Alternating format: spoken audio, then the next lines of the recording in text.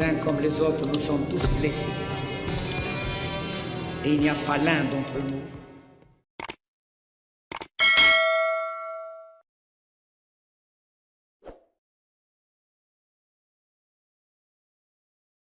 Mieux encore, le Maroc déroule le tapis rouge pour les responsables espagnols. Le royaume chérifien maintient la réunion de haut niveau programmée pour le 1er et 2 février à Rabat. Cette réunion connaîtra la participation de plusieurs membres du gouvernement de Pedro Sánchez.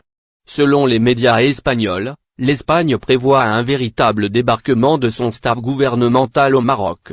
Le président du gouvernement, Pedro Sánchez Egunche, sera accompagné d'une importante délégation.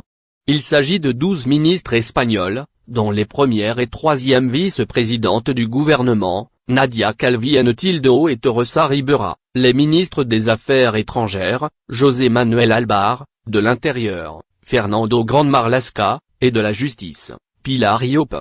Ainsi, donc, les deux pays veulent concrétiser la feuille de route adoptée par le Maroc en avril 2022.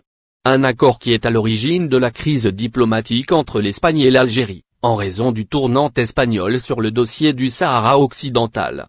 Cette réunion a également pour objectif le renforcement des relations économiques entre les deux pays.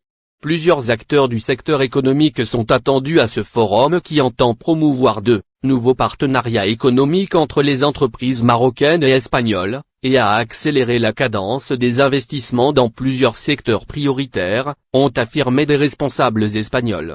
Ainsi, plusieurs accords bilatéraux seront conclus au cours de cette rencontre qui verra également la participation de plusieurs autres ministres qui devront s'entretenir avec leurs homologues marocains. Il faut dire que cette réunion parvient dans une conjoncture de crise entre l'Europe et le Maroc. Le Parlement européen a condamné le royaume marocain sur la question de la liberté de la presse. Une résolution que le Maroc n'a pas digérée. Le Parlement de ce pays a promis de reconsidérer ses relations avec l'Europe en réaction à cette résolution.